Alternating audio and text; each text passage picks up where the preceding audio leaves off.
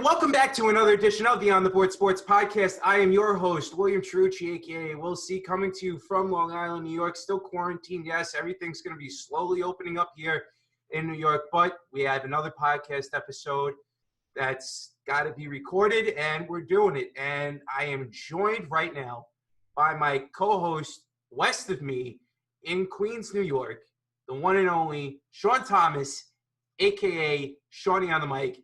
Sean, how you making out, bud?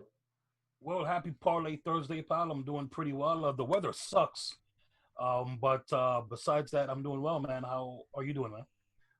I'm doing all right. Can't complain. And, got the gym in back of me. But, Sean, we have a very special guest with us.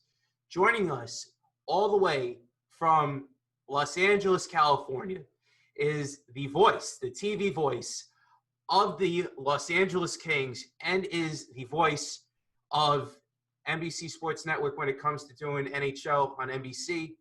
We're talking with the one and only Alex Faust. Alex, it's an honor to have you on. How are you? I'm good. How are you guys doing? Everything seems to be slowly rumbling back to life, as you said.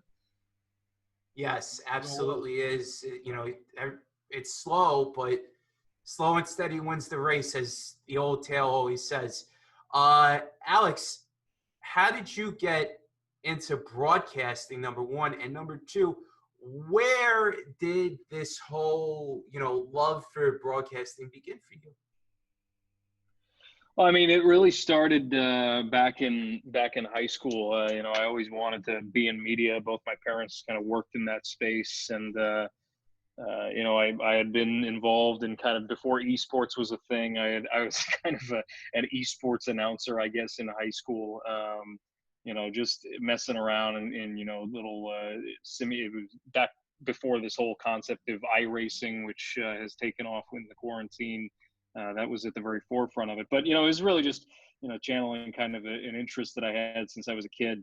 I realized I was not going to be an athlete. So, I wanted to be in sports somehow. I was fascinated by the people who got to announce the games and tell stories and be a part of it all, and just wanted to find an outlet for it. So I kind of just found a way in college to get involved with the student radio station, again, not knowing much about the industry or about what I wanted to do, or even whether I wanted to make it a career, just more of a passion project than anything else. And kind of took off from there. I got involved with the hockey broadcast crew at Northeastern University in Boston, and the rest is history. Absolutely, well said. And Al, you're from New York and you're from Brooklyn. What's that like, coming in and being from Brooklyn to go all the way from the East Coast to the West Coast, having the transition like that? Well, I will not be the first transplant from New York to live in LA, nor will I be the last. There are a lot of them out here. It's a very different lifestyle out here, obviously. But the great part about, at least when, we're in normal times, is I'm, a 5-hour flight away from my parents and from family back in New York City. I'm still very much a New Yorker in many ways. Every time we get to go back east with the LA Kings, it's a treat. So, I'll always be a New Yorker. And in many ways, I'll be a Bostonian because I lived 9 years there after growing up in the city. So I guess I can claim multiple places as my home. Well said, Alex. Well said. And Alex, take us back, because whenever a team wins a championship, obviously it's a great thing. The Kings won 2 out of 3 years. And I remember watching the last championship that they won. I remember sitting in a bar watching the game, and they scored the goal and everything. Just talk about how that was, winning those 2 out of those 3 years. Well, I wasn't here when that happened, but I've seen the clips enough, and I've watched those games in full from start to finish enough to get a sense for how lucky folks are here. They got to win 2 Stanley Cups on home ice, and there are a lot of teams, a lot of fan bases that don't have that luxury. Not only that, one of those, as you mentioned, got to be a double overtime Stanley Cup clinching goal. I mean, how magic is that? saw that live. Yeah. Yeah, so it's obviously for New Yorkers, there's still a lot of pain, with that Rangers team and that series of Rangers teams, really, for that period of time, who had a chance to win a Stanley Cup in New York, but here in LA, it erased a long drought as well, 44 years for the first one. And they had a chance to be a dynasty. They really did. They went to the Western Conference Final in 2013 as well, but things happen, and sometimes you can't sustain it, and that's kind of what's happened here. Is the team's fallen on hard times a little bit. A couple of finishes well outside playoff picture in the last couple of years, but they're trying to rebuild it, and it seems like they're going in the right direction to get back to being a contender. Alex, for the first time since the 95-96 season, all three California hockey clubs have missed the playoffs. And, for LA, for the Kings, you mentioned it earlier with the Kings not making it to the postseason. What is the city of Los Angeles going through right now? I know basketball is mourning the loss. The Lakers have been mourning the loss of Kobe. Not having hockey there, what's that like? Well, I mean, sports, period, shut down here for the moment. It's been weird, just because it's such a part of the cultural fabric here in a very different way than it is in New York or Boston, because there's so many teams. Everything is fragmented a little bit that, you have Dodgers fans, Angels fans, Clippers fans, Lakers fans, LAFC, LA Galaxy, Kings, Ducks. There's so many different teams, not to mention the college programs out here. So it's a little bit weird to have things shut down. I think in context, the Dodgers are the biggest draw right now in the city. They've won, I believe, 7 straight NL West titles. So they're the big deal right now in LA. And I think people were taking a wait and see approach with the Lakers and LeBron, especially now that, they're building back to being a playoff contender, but they haven't proven it yet. So there's been a kind of a mixed reaction with how the basketball teams have done here, but the Clippers loading up in the off season and being a real contender here as well. I think there's a lot of energy directed towards those teams once the postseason begins here, and it's such a shame that they won't be able to do it on their home floor. Yeah, Alex, to piggyback off of that, as you said, the Kings were one of, if not the hottest team before the stoppage. They had won 7 straight games. They won't get a chance to finish it, but from what you saw, can you give like a overall season, not necessarily a grade, but how you felt the team did overall, struggling in the beginning and then having the hot streak at the end? I think you put it perfectly, that there was a struggle big time at the beginning of the season, but under a new head coach with Todd McClellan and a lot of new parts and pieces. I mean, this is a team in rebuild, and they traded away a lot of their key veterans from those 2 Stanley Cup teams over the last couple of years. So they were a team in big time transition, and I think everybody can give the season a positive grade by the end because of how it finished, how it seemed like the team came together. They figured it out. They figured out how to win. And now it's about being able to do that consistently. It's about, in a new season, starting sometime next year, whenever, that, even if you're having success, okay, how do you sustain it? Or if you get into a rut, how do you dig yourself out of it? That's what championship winning teams do. And we will be tested in that way. But I'm confident that under Todd McClellan, and especially with a young group that is very talented and very deep, that they can find a way. And, it won't hurt if they get the number 1 overall draft pick this summer as well. Absolutely right there. And they still have the core players as well, as you alluded to earlier. Alex, I got to talk to you about the history of broadcasters in Los Angeles between having Vince Scully for the Dodgers, right? You had Chick Kern for the Lakers and the Kings. You had Jinx McDonald and Bob Miller, along with Ralph Lawler. Just talk to us about going in and being the next voice of the Kings after Bob Miller left. And did Miller and Jinx McDonald give you any advice on just calling a hockey game? Well, I try not to think too much about who was here before, but you're right. It's an honor to be in those shoes, and I try not to think about it because they are such legends, right? I'm trying to kind of put my own stamp on things while respecting that for many many years. Folks in LA were used to a certain voice and a very warm personality to greet them every single day. So I try to take a little bit of that with me. But the advice that I got was just to be yourself, because people will respect in this town. They will respect authenticity, and I think that's where I've tried to take it. I have not been shy about saying that I will be broadcasting in a very different way than those guys did, and I was brought aboard for that reason, because the team enjoyed the way that I called the game. It's only hit me once or twice, kind of the stature of folks who have been here for a long time. But I think that goes to show, in a market like LA, where there have been so many legends of the game, that you're the custodian of this team's storytelling, really, for a long period of time, and it's definitely a challenge. It's definitely it's a burden in some ways, that you have to be respectful of the history and what's come before you, all the while trying to push into the future and tell the stories of today. Well said, Alex. And Alex, like you said, and LA has the Clippers, the Lakers, the Dodgers, UCLA, USC. The past couple of seasons, two football teams have come, the Chargers and the Rams. With so many sports teams in that one city, do the Kings kind of fight for the attention? Like, how do they, I know they have their core fans, but with so many other things going on, do the Kings fans find it hard to root for the team with so many other things going on?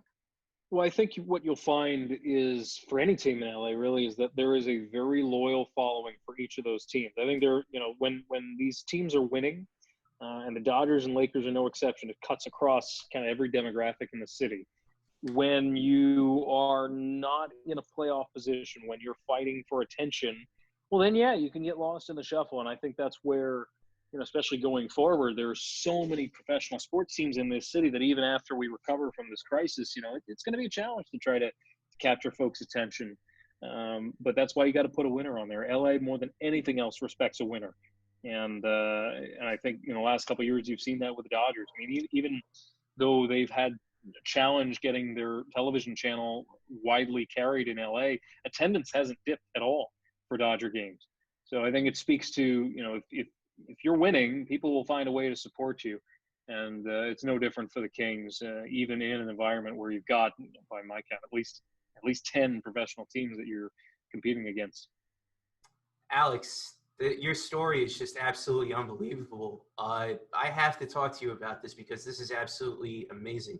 You started off after college working at doing an office job, and you wound up going back and doing what you love, doing broadcasting. Talk to us about, just the transition from working from the office to going into the broadcast booth.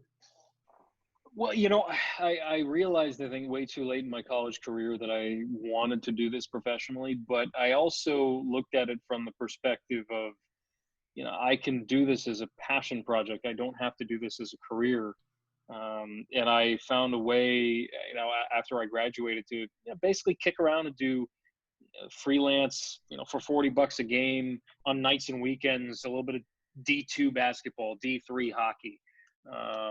It was just to allow me to have that outlet. Like anybody, you have a hobby, and mine happened to be broadcasting. So I never found that it was a burden to take on a job elsewhere. I actually felt that it was a good thing, that it allowed me to have fun with it, to have fun with being on the air. I know so much of the challenge of breaking into this industry is, how do you break through when you're in a small market or your minor league team, and how do you climb that ladder?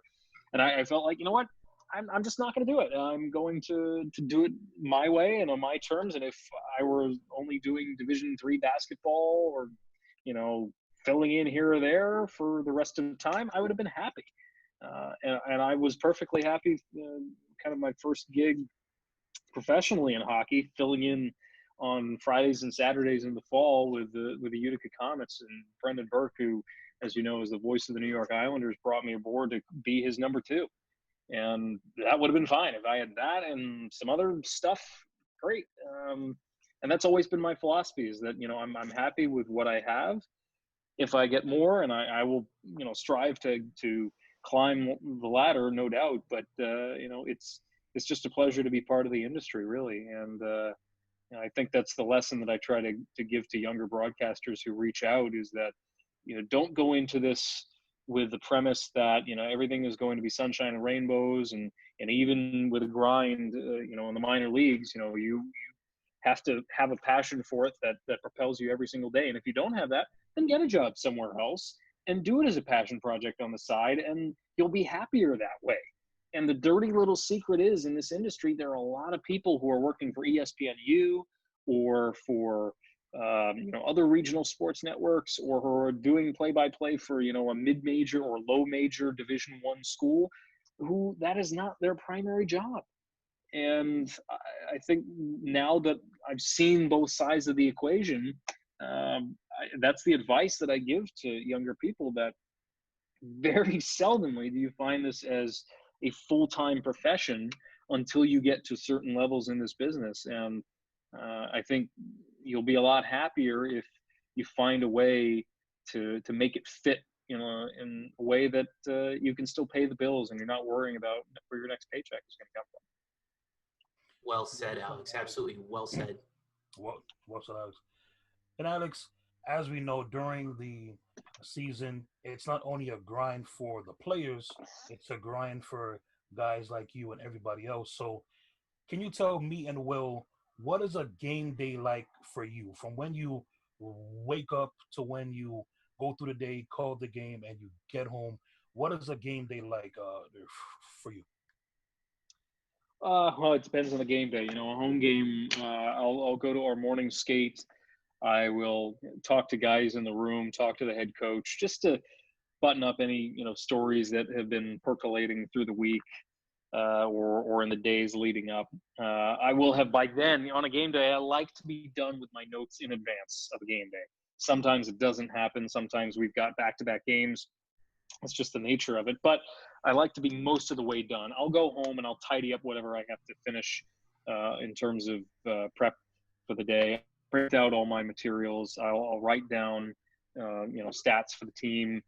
That way I'm doing as little as possible when I get to the arena, and can focus just on the game itself and the telecast and the nuts and bolts regarding that.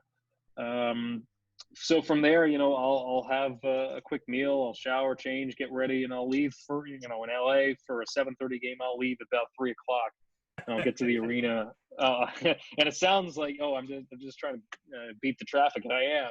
I'll get there at about 3:45, because any later and it gets a little bit close. But also, I like to be able to stop by our TV truck and talk to our production crew and get a sense for what we're going to do on the show, and maybe write out our open, write out a tease if we're going to do that. Have a quick meal, chat with the broadcasters from the other team, and then about an hour before, or maybe an hour 15 before we were scheduled to go on the air, I'll go upstairs and get everything set up in our booth, and we'll knock out a couple of pre-taped elements, go through everything that the truck has in terms of graphics, do an audio check. There's a lot of prep involved with every broadcast, and that's why it's been kind of interesting to see how the planning is going to go into when you can't broadcast from site, you're going to be calling it off of a monitor, presumably, for this plan to have the 2014 playoff in the NHL. How that's going to impact the daily routine, and the answer for that, I don't know. It'll be an entirely new thing for all of us. Absolutely, absolutely. Alex, have you had a favorite game that you've broadcasted so far through your career? We had a game first year that I was with the team. The Kings had a penchant for late comebacks. Not necessarily in a good way, right? They dig themselves a hole early on. And we had a game late in the season in February against the then expansion Vegas Golden Knights. And we found a way to be down in the game early, and had to scratch and claw our way back and scored a last-minute goal and then won the game in overtime. The following day, it was a home-and-home series. We went to play Vegas in their building and beat them 4-1. And that really solidified our playoff spot. We still had another month yet to play, but the fact that we could hang with as good a team as they were really solidified our chances of a playoff spot. And it was so much fun to be part of that. Those are the moments you live for, right? Last minute wins, last minute game tying goals, overtime goals. That's why we're in this business. Well said, Alex. Well said. And Alex, obviously, when you think of the Kings, you think of Anze Kopitar, Dustin Brown. One of my favorite players, regardless of the game, is Jonathan Quick. Could you just tell us about like how good he is, how great he is? Because I think he's, at least over here on the East Coast, I don't think a lot of people know how good or how great he is. Like, could you just tell us from seeing him, what's your thoughts of him are? Well, you go back to 2012 and 2014, and not to rub salt in that wound any more than I already have, but those two runs, especially in 12 where Jonathan won the Conn Smythe, and in 2014 where he narrowly missed out on the Vezina Trophy to Henrik Lundqvist. He carried the team. I mean, this was a team. The Kings have never been a high-scoring team by any stretch. I think in 2014, more so than 12, they were better suited to run and gun with their opposition. That's how they got by Chicago in the Western Conference Final. But Jonathan Quick, man, when you needed a big save, he was there. He has just an explosiveness and an athletic way about him that I don't think is matched by other goalies. And I think when you see others try to emulate him, it's a reason why Jonathan has been a little bit injury prone in his career, is his flexibility, his athleticism, his explosiveness. And I think going into the later stages of his career, why it's tough to see him struggle at times, because what he's capable of, and he'll still show you. And I still believe he's capable of, for any team needing a stretch run into the playoffs and to try to win a Stanley Cup, ours included. You want Jonathan Quick in those big games. He revels in pressure moments, and I don't think it can be understated how much of a fierce competitor he is. He is when he's locked in. You almost get afraid to talk to him because he's just so fierce in his disposition. But he's quite the competitor, and he's one of those guys you love having him on your team, and you would hate it if he were on another team. Alex, talk about the young Kings that are coming up right now through the pipe system, through Alex Turcotte, the next, probably the best prospect in all of the Kings organization. Talk to us if you've seen him play at all, if anything, and what I know. The Kings had a bad season this year. I know the Kings are probably going to get a very good draft pick, but talk to us about the development and growth of Alex Turcotte. Well, to be honest, I haven't seen Turcotte play very much. He played 1 year at the University of Wisconsin, and we were wondering whether he was going to play another season there. All the scouting reports that I had indicated he had an okay year, not great. Right. But you're right. He's one of our top prospects for a reason. He'll slot in a top 6 role most likely. That's the way he's projected, at least. I think from our standpoint, he fits into this mode of we want guys who can play make. We want guys who are fast, who can play fast, who think the game really well.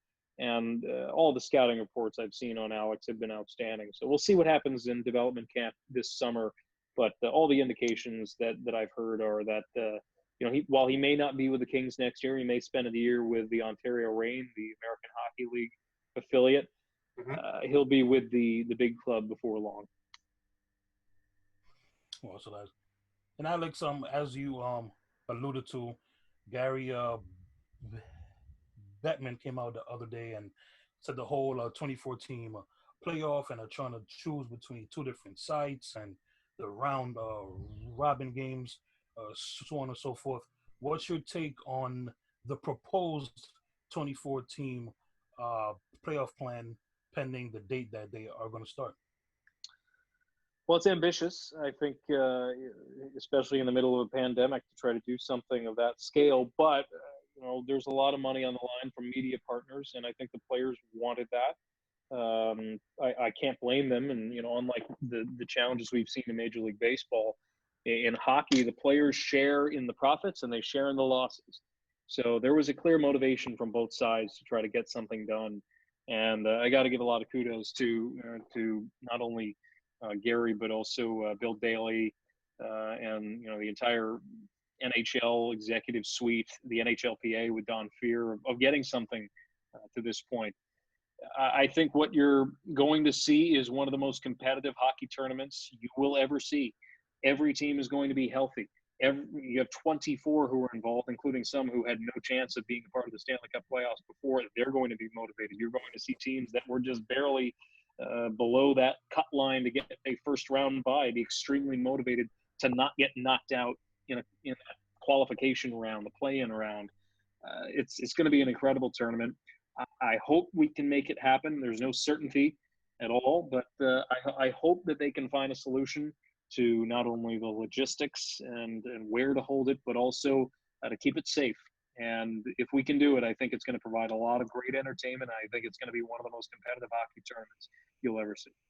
To piggyback off of that, do you see yourself, or do you see like any media personnel, like top broadcasters, going in and doing this? I don't know.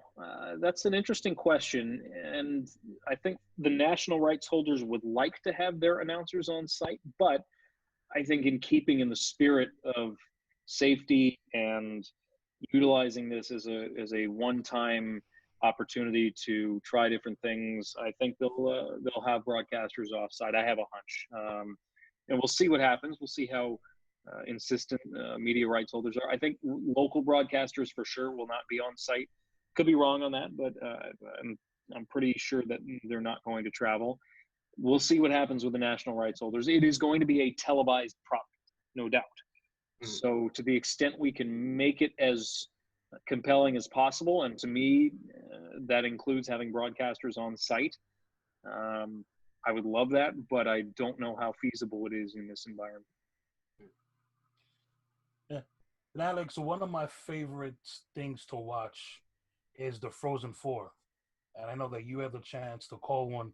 Can you just take us behind the scenes of having the four best college teams on the ice, battling it out? Because I don't think college hockey gets the recognition that they deserve, because it's a very exciting time of the year for the Frozen Four. Yeah, and it's a shame that it couldn't be held this year. It's so different than the Stanley Cup playoffs, because much like March Madness, everything is done in neutral sites. Everything is done up to the pomp and circumstance of the NCAA. But it's also single elimination, right? You don't really get that in other levels of hockey. College hockey is one of the few that continues for their national championship to do a single elimination format. So it raises the stakes, and every goal is magnified. Every goal can be a game breaker. And covering that the Frozen Four a couple of years ago in Chicago was an absolute treat, just because of the setting. It's the United Center. It's one of the biggest buildings in the NHL, and to see it sold out with fans from around the country, it's a pilgrimage, really. It's amazing how many different jerseys you'll see in the concourses that fans are wearing from all around the nation. So it's a fun event, and I encourage anyone who hasn't been to one, give it a shot. It's an experience unlike anything else you'll find in hockey. Absolutely right there. Alex, for me, I got to talk to you about your co-host, Jim Fox. He does a great job with you doing the color commentary. What's it like working with him? And have you ever had a favorite color commentator in your time doing games? Well, it's funny. Jimmy has been an incredible friend, really. Away from the booth as well. We get along so well, and we had instant chemistry after my audition. it's been great to work with him on a regular basis. I'm so proud that I get to call him a friend and a broadcast partner. Um, you know, he's been at this for 30, 40 years. He's seen everything. He's an institution with the LA Kings, and you really get that sense working with him that you know, he's got tremendous stories. And more than anything else, it's fun. It's fun to work with him on a regular basis and be the foil that I get the sense that he hadn't had for many years, because Bob Miller carried the show for so long that you know, he gets to be the star in many ways. And you know, we have a great banter back and forth. Some fans enjoy it, some fans don't, but it's genuine, it's earnest, and that's the bottom line with us. And I couldn't ask for a better partner. Well said, Alex. Well said. And Alex, my final question for you, pal, is with everything that's going on with hockey and everything like that sort. Did you have a favorite team or favorite a player, regardless of sport, growing up? Well, I grew up a big baseball fan. I grew up a Yankees fan right in the height of their dynasty in the late 90s and the early 2000s. So, you know, I'm very fond of those teams. And, you know, it's one of them. When you're a kid, you watch every game, right? You don't miss one. And that was a team where I rarely missed a game. You know, it's hard when you start working in the business, you know, other than my alma mater, you can't really be a fan. You know, and I say that with, you know, acknowledging that you still want your team to win. You know, I still want the Kings to win on a regular basis, but, you know, I can't root in the same way, right? And we have a you know, as I mentioned, a custodial relationship, right, where I have to treat it with respect. I can't be a raging homer. You know, we have to document what's going on. So it's a little bit different now working in the industry. I think the biggest challenge is to be able to have a level of detachment while still rooting and still being passionate. You know, I have a passion for this organization. I love how, you know, they take risks, they try different things, especially in a market where you need to be a little bit different. You need to cut through. But at the same time, you know, it's still hockey. We still have to treat it with respect, and we have to treat the game with respect and be able to explain what's going on in a way that, you know, diehard fans could understand. You know, we can't treat it with kid gloves. So I enjoy now this role of being able to take a team's stories and elevate them on a nightly basis. Alex, my final question for you is, you're from Brooklyn, New York. Brooklyn is basically known for food, and I'm a pizza guy. I'm sure you're a pizza guy. If there's one thing that you miss about New York, what food is it that you miss, and what's your favorite pizzeria from Brooklyn? Oh, well, that's easy. It's definitely, you alluded to it, you know, I'm a big pizza snob. But my neighborhood joint in Sunset Park, Johnny's Pizzeria, is close to my heart. I've been going there since I was a kid. You know, the next time that I'm in New York, I'll be heading over there and giving them business as well. You know, they're just like so many institutions in New York City, small businesses who are struggling right now. And, you know, they maintain a special place in my heart for sure. Well said, Alex. Good. And Alex, me and Will, thank you for coming on the show. Before we let you go, how do the people follow you on social media? Yeah, I'm on Instagram and Twitter. You know, Faust_Alex on Instagram, Alex_Faust on Twitter. You'll find a lot of work-related postings there. I don't know how entertaining a follow I am, but if you wish, they're there. Well, Alex, a great interview. Dude, you are the American dream. You are the American dream. I just want to let you know that. I appreciate that. It's I'm living the dream every single day. I don't forget that for sure.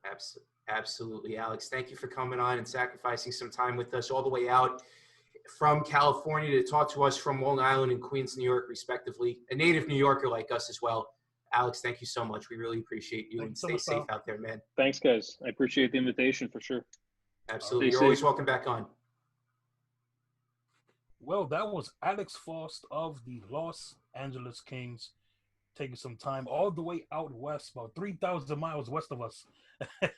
Yes. Take some time, man. Absolutely. And not only is Alex one of the more genuine guys, but like I alluded to earlier, he is the consummate American dream.